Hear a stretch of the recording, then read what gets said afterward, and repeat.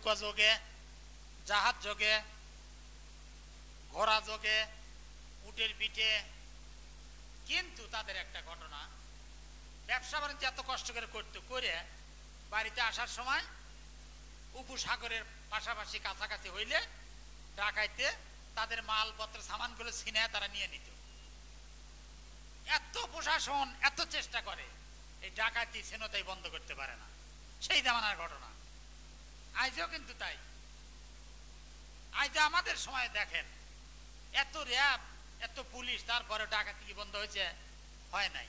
ছিনতাই কি বন্ধ হয়েছে? হয় নাই। বাজার সিন্ডিকেট কি বন্ধ হয়েছে? হয় নাই। কারণ আরো বেশি হইতেছে। কারণ আমরা নিজেরাই যে খারাপ, আমরা মানুষ যে খারাপ।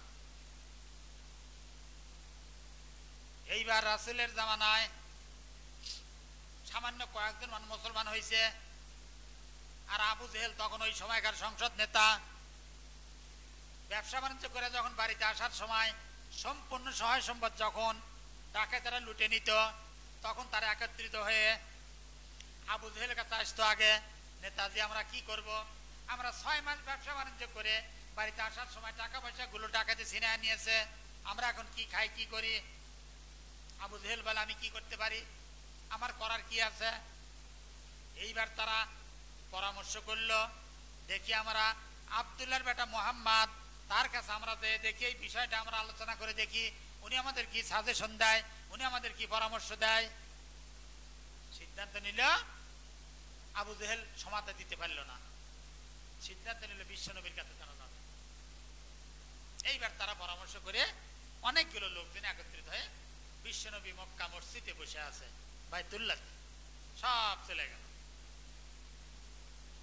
আল্লাহ রাসূল সেখানে বসে তাদেরকে সালাম দিলেন, তাদেরকে জিজ্ঞাসা করলেন, মানান তা আপনারা কারা? এজলেট বসেন। সবাই তারা বসলো। বসার পরে বলতেছে, হে মুহাম্মদ, আমরা একটা কথা নিয়ে আসছি বাবা। বলে, বলেন কি কথা? বলে, বাবা আমরা এই 6 মাস যাবত এই আরবের বাহিরে যেয়ে 6 মাস ব্যবসা বাণিজ্য করে টাকা পয়সা সামানপত্র নিয়ে আসতে, টাকা সম্পূর্ণ টাকা পয়সা আমাদের থেকে কেড়ে নেয়। এর থেকে উদ্ধার হওয়ার ব্যবস্থা কি? তুমি একটু আমাদেরকে পরামর্শ দাও। আল্লাহর রাসূল কি পরামর্শ দিবে বলেন? ওমা ইয়ানতিকু আনিল হাওয়া ইন হুয়া ইল্লা ওয়াহয়ুহা। আল্লাহ পাক যা বলে, তা বলে আল্লাহ রাসূল তাই বলে। আমাদের আপনাদের মতো তো না, অতিরিক্ত কথা তো আমরা বলে ফেলে দিই। কিন্তু আল্লাহ পাক যা রাসূলকে বলার অনুমতি দিয়েছেন, বলার কথা বলেছেন, আল্লাহর রাসূল ঠিক তাই বলছে। একটু অতিরিক্তও না, একটু কমতিও না। এইবার আল্লাহ রাসূল চুপ হয়ে গেলেন, থেমে গেলেন। কিছুক্ষণ পর জিবরাইল আমিন আল্লাহর পক্ষ থেকে কোরআনুল কারীমের 30 পারা সূরাতুল কুরাইশ, আমরা অনেকে বলি লিইলাফি কুরাইশ, লিইলাফির সূরা অনেকে বলি, কিন্তু প্রকৃতপক্ষে কোরআনের সূরাটার নাম হলো কুরাইশ। লিইলাফি কুরাইশ ইলাফিহিম রিহলাতাশ শিতাই ওয়াস সাইফ ফালিয়াবুদু রাব্ব হাযাল বাইত। এই আয়াত নাযিল হয়ে গেল। বলতেছে লিইলাফি কুরাইশ, হে কুরাইশ সম্প্রদায়, ইলাফিহিম রিহলাতাশ শিতাই ওয়াস সাইফ, তোমরা শীত এবং গ্রীষ্মকালে ব্যবসা বাণিজ্য করতে যাও, তোমরা বিদেশে ব্যবসা বাণিজ্য করো, করে টাকা পয়সা নিয়ে আসার সময় তোমাদেরকে ডাকাত ধরে ছিনতাই করে। রিহলাতাশ শিতাই ওয়াস সাইফ, তোমাদের 1 নাম্বার তোমাদের কাজ হলো ফালিয়াবুদু রাব্ব হাযাল বাইত। ফালিয়াবুদু বহু বচন, ফালিয়াবুদু তোমরা দাসত্ব করো, ইবাদত করো, সেজদা দাও। হাযাল বাইত, এই বাইতুল্লাহতে তোমরা সেজদা দাও, এই বাইতুল্লাহর ঘরের মালিকের তোমরা নামে নামাজ পড়ো। এই সূরার অর্থ হলো এটা, হাযাল বাইত। তাহলে কি হবে? আল্লাযী আত'আমাহুম মিন জু ওয়া আমানাহুম মিন খাউফ। তাহলে আল্লাহ সুবহানাহু ওয়া তাআলা তোমাদেরকে ক্ষুধার সময় খাদ্য দান করবে, ভয়ের সময়, ডাকাতের ভয়ের সময় ডাকাতকে দূর করে দিবে। আল্লাহ সুবহানাহু ওয়া তাআলা তোমাদের উপরে বালা মুসিবত দূর করে দিবে। এখন এরা এই কথা শুনে কয় আমরা আসলাম কি কথা নিয়ে, আর আব্দুল্লাহর বেটা মোহাম্মদ আমাদেরকে কি বলে। এই দিন গ্রহণ করে এই ঘরের মালিকের নামে এই ঘরে সেজদা দিতে হবে। তখন তারা ঘাড় ফিরাইয়া চলে গেল। এই প্রেক্ষাপটে এই সূরাটি নাজিল হয়। আজ সেই ঘরকে কেন্দ্র করে আজকের মাহফিল। আমার ভাইরা, আমি কথা রেখে আসছি, ওই যে বাদশার মনে কিন্তু আছে, উজির বলছিল যে আল্লাহ যাহা করে ভালোর জন্যই করে। এইবার এরা শিকারে বের হয়েছে। শিকারে যাইতে যাইতে উজির আছে, পাইক আছে, পিয়াদা আছে, বাদশাহ আছে, যাইতেছে যাইতেছে যাইতে দেখা যায় হরিণ যাইতেছে, যাইতে যাইতে যাইতে যাইতে যাইতে যাইতে যাইতে যাইতে ওর রাষ্ট্র ছাড়িয়া অন্য রাষ্ট্রে চলে গেছে, বিধর্মী রাষ্ট্রে চলে গেছে। আমার ভাইরা, কিতাবের কথা আমি বলতেছি, বাদশার এমন পানির পিপাসা লেগেছে, এত পিপাসা লাগছে, আর উজিরকে বলতেছে, উজির আমার না অন্তরাত্মা ফেটে যায় পানির অভাবে, আমাকে একটু পানি খাওয়ার ব্যবস্থা করে দাও। দেখতে দেখতে দেখতে দেখতে দেখা গেল সীমান্ত এলাকায় এন্দ্রা মানে কুয়া, কূপ দেখা যায়, কিন্তু কুয়ার অনেক নিচে পানি, অনেক নিচে পানি। উজির বলতেছে, বাদশা নামদার, এত নিচে পানি আমি কিভাবে উঠাবো? পানি উঠানোর তো কোনো পাত্র নাই, কোনো রশি নাই, কোনো দড়ি নাই, তো একটু বুদ্ধি করা যায়। রাজা মশাই বলে, বলো। কি? আপনার মাথার পাগড়ি আর আমার মাথার পাগড়ি ছিঁড়ে ছিঁড়ে জোড়া দিয়ে দিয়া, কাপড় নামায়া দিয়া, ভিজে ভিজে তুইলা ওই চিপে চিপে পানি খাওয়া ছাড়া কোনো বুদ্ধি নাই। বলে, ঠিক আছে উজির, তুমি যেটা ভালো হয়, একটু পানির ব্যবস্থা তাড়াতাড়ি করো, আমার আত্মা ফেটে দিতেছে। আমার ভাইরা, এইবার দেখা গেল পাগড়ি দুইজনের জোড়া দেওয়ার পরেও 3 ফুট শর্ট পরে পানি পায় না। কুয়ার মধ্যে এভাবে হামুদ দিয়ে ধরার পরেও এইবার উজির বলতেছে, বাদশা নামদার, আমি এই কাপড় হাতে পেঁচাইয়া ধরি, ধরে আমি উপর হই, আপনি আমার 2টা পাও ধরেন, ধরে নিচ দিকে নামায়া দেন, তাহলে 3 ফিট পা গ্যাপ পূরণ হয়ে যাবে। কাপড় ভিজে ভিজে উঠাইয়া টেনে তুলবেন, উঠে আপনার মুখে দেওয়া হোক। রাজা চিন্তা করতেছে, পানির পিপাসা লাগছে, ভালোই তো হয়, খারাপ না। আমার ভাইরা, প্রথমে কিন্তু আমি বলছি, বাদশা হলো বেঈমান দুনিয়াদার, আর উজির হলো ইমানদার। কথা বোঝা লাগবে ভাই।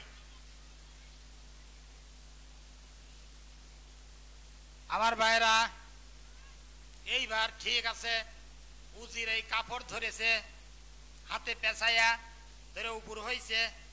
রাজা উজিরের 2টা পা ধরে নিচ দিকে নামায়া দিছে।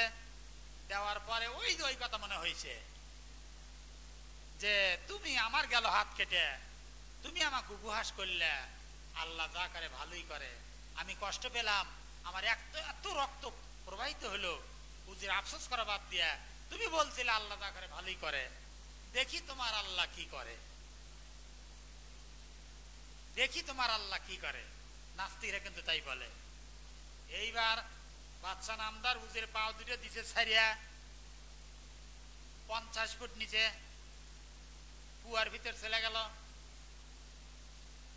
এইবার উজির পানিতে পড়ে গেল। বাদশা উপর থেকে হাসতে থার বলতেছে, উজির বলে, রাজা মশাই, আল্লাহ যা করে ভালোই করে। রাজাও বলতেছে, আল্লাহ যা করে ভালোই করে। প্রতিশোধ নিয়ে নিল, প্রতিশোধ নিয়ে নিল। ওই দেশের আইন হলো বিধর্মী দেশের আইন, ওই দেশের আইন ওই তারিখে বিদেশি কোন নাগরিক যদি রাষ্ট্রের ভিতরে থাকে, তাকে ধরে নিয়ে যা তারা ফাঁসি দেয়। এইবার ওই দেশের বাদশার হুকুমে সিআইডি ঘুরতেছে, ঘুরতে এই রাজা সামনে পড়ে গেছে। আপনি কোথাকার? বলে, আমি অমুক রাজ্যের। এখানে কেন? বলে, শিকারে আসছি। তখন ধরে নিয়ে চলে গেছে। নিয়ে যাওয়ার পরে জল্লাদগণ তাকে গোসল করাইছে, পরিষ্কার করছে, করে নিয়ে আসছে। নিয়ে আসার পরে ফাঁসি দেওয়ার আগে অনেকগুলো কাজ সম্পাদন করতে হয় ফাঁসি দেওয়ার আগে। এইবার পর্যবেক্ষণ করতেছে, কয়েকজন পর্যবেক্ষণ করতে করতে লক্ষ লক্ষ মানুষ জমা হয়েছে। ফাঁসির কাজটা উঠানো হবে। বিদেশি নাগরিক হাজার হাজার মানুষ দেখার জন্য আসছে। এইবার পর্যবেক্ষণ করতে যা দেখে এই যে বলি যে দিবে মানুষটা হতে হবে নিখুঁত, মানে কোনো খুঁত থাকা যাবে না। এইবার ফাঁসিতে উঠাইবে, তখন লক্ষ্য করে দেখে তার বাম হাতের কোনোই অঙ্গুলের মাথা কাটা। এইবার তারা বলছে হরে রাম হরে কৃষ্ণ, হবে না হবে না হবে না, খুঁত আছে খুঁত আছে। দেখছেন? এইবার বাচ্চাকে ঘাড় ধরে ওখান থেকে বিদায় করে দিছে। বাচ্চা পাগলের মতো কুয়ার দিকে যায় আর দৌড়ায় আর কয় উজির আমি বুঝতে ভুল করছিলাম, আমি বিশ্বাস করি নাই। আল্লাহ যা করে মঙ্গলের জন্যই করে। আমার উজির তো মারা গেছে, আমার উজির তো পানির ভিতরে ডুবে মারা গেছে। হাই আল্লাহ, আমি এগুলো কি করলাম, আমি কি সর্বনাশ করলাম। আল্লাহ যা করে মঙ্গলের জন্যই করে। আল্লাহ পাক যদি আমার হাত যদি ওই দিন কেটে না দিত, আজ আমাকে শুলে চড়াইতো, আজ আমার হাত কাটার জন্য আমি আল্লাহ আমি বেঁচে গেলাম। কিন্তু আমার উজির যদি পানিতে না ফালাইতাম, আমার উজির ছিল নিখুঁত, আমার উজিরকে যদি তারা ধরতে পারত, তাহলে আমার উজিরকে তারা ফাঁসি দিয়ে ছেড়ে দিত। এইবার পাগলের মতো দৌড় কুয়ার কাছে চলে গেছে, যা বলতেছে উজির মহাশয় আল্লাহ যা করে ভালোই করে। এইবার কুয়ার ভিতরে তাকায়া দুই চোখের পানি ছেড়ে দিছে। আমার উজির তো মারা গেছে, আমার উজির ইমানের কথা বলছিল, আমার পক্ষের কথা বলছিল, কিন্তু আমি বুঝতে পারি নাই, আমি নিজে সর্বনাশ করেছি, আফসোস করতেছে। আর বলতেছে উজির তুমি বেঁচে আছো না মারা গেছো? উজির পানির ভিতর থেকে বলতেছে বাদশা নামদার আল্লাহ যা করে ভালোই করে, আল্লাহ যা করে ভালোই করে, আল্লাহ যা করে মঙ্গলের জন্যই করে, আল্লাহ যা করে ভালো করে। এইবার রাজা বলতেছে উজির তোমাকে উঠানোর ব্যবস্থা কি? বলে যে